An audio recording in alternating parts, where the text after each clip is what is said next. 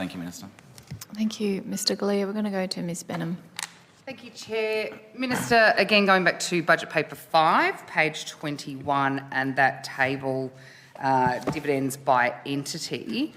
The table indicates that no dividend will be taken from the TAC for 25-26. Is that correct? The Secretary has just said to me he can talk to this, Ms Benham, so if it's okay, I will... No, just a, yes, that's correct though, no dividend? No, it's not a dividend, correct, but Okay. I can expand if you like, because it's not a dividend, but there are other... I'll go on, it may come out in this Okay. in the line of questioning that we're going down. In last year's budget, at page 20 of budget paper 5, it indicated for the 24-25 year, the government would take 300 million from the TAC. Then in 25-26, the government will gouge another 600 million. So that's a total of 900 million in 2 years. Can you confirm if the government will be taking 600 million from the TAC in 25-26, as was indicated previously? I might actually ask Ms Kingston will have all of the details that she can lay out for you, because as I indicated, it's a little bit complex between dividends, grants, capital repats, etc. So I might ask Ms Kingston to just Certainly. on that. So one of the things when the TAC makes a payment to the state, consistent with any government business enterprise, we have to apply accounting standards, and the accounting standards determine whether that payment is taken as a dividend, whether it's taken as a grant, or whether it's taken as a capital repatriation. So sometimes what you see is a change in the classification in accordance with the accounting standards. So some of the changes I think that you're referring to reflect changes in the assessment, which we can only make at the end of a given financial year. So what you see in the budget papers at any sort of, for any budget sort of that gets handed down, is our understanding and forecast at that time about what we expect the classification to be over the forward estimates for those payments, but they can change, as I say, depending on kind of what the actual financial performance of the TAC or any other government entity is.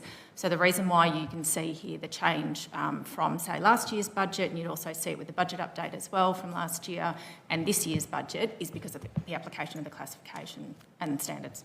So will there be a $600 million withdrawal this year, even if it's not classified as a dividend?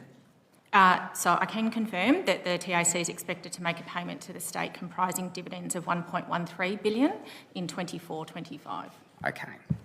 I should say, just to supplement that, Ms Benham, that, you know, payments that the TAC is forecast to pay government will have no impact on the financial sustainability of the scheme, nor the ability of the scheme to perform its core operations, including TAC's investment in road safety initiatives to keep Victorians safe on our roads. Okay. If we go to page 231 of the budget paper, budget paper 5, in the table titled Dividends by Entity, again, where am I? 231. Yeah, page 231. Yep. It states that, in fact, an incredible $1.13 billion was gouged out of the TAC. Yep. That's more than triple what last year's budget papers said. So why has the government been gouging more than $1 billion from the TAC? I'm happy to take that one. That was a number that I was just referring to before. So I think, like all government business enterprises, when they have excess capital or surplus capital, consistent with sort of financial policy, that surplus capital can be returned to the state, obviously for the government to decide sort of how to best utilise sort of those available funds. As the Deputy Premier noted, it really is important to understand when DTF provides advice to the Treasurer and then consultation occurs with sort of the Deputy Premier as the relevant minister and with the Chair of the TAC board, we take into account the financial and capital adequacy of the TAC to make that payment. You may have noted during the Deputy Premier's sort of comments, the financial, sort of in his presentation, the financial health of the entity is sort of very, very strong at the moment. And we use something called an insurance funding ratio to make that assessment.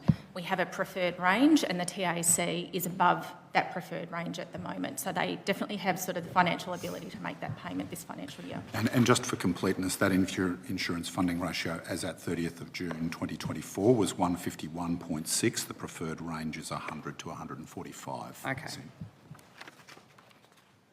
Okay.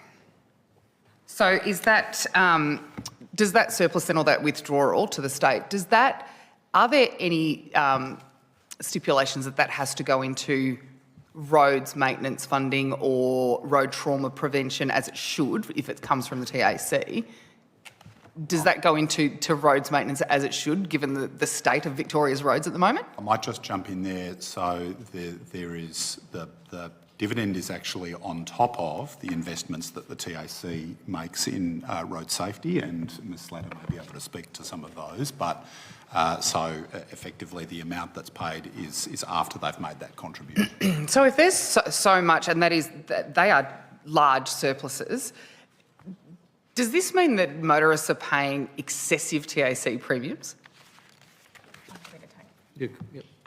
I think probably one particular sort of relevant factor here for the TAC's financial performance over recent times is its investment returns. So it invests a significant amount of its funds through the Victorian Funds Management Corporation. I think sort of we had the CEO here yesterday in the Treasurer's appearance taking some questions.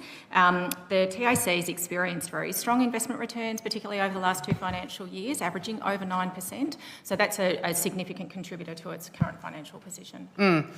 So the TAC's 23-24 annual report states it delivered the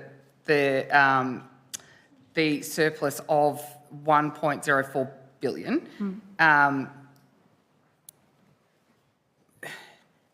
So is that, when we talk about surpluses and dividends is what's being paid to the state? And there's that, okay, so just for clarity, and I understand that Mr Barrett said this can be quite complex. So there was $1.04 billion surplus, but $1.3 billion was taken out of the TAC. So the dividend payment is more than the surplus. Ms Benham, TAC dividends and payments to the state have been a feature of the TAC since it was established. We always strive to keep our premiums low and make sure that all the investments that we make are going to preventing road crashes and road trauma, and I outlined all of those in my presentation. Thank you. Minister, we're going to go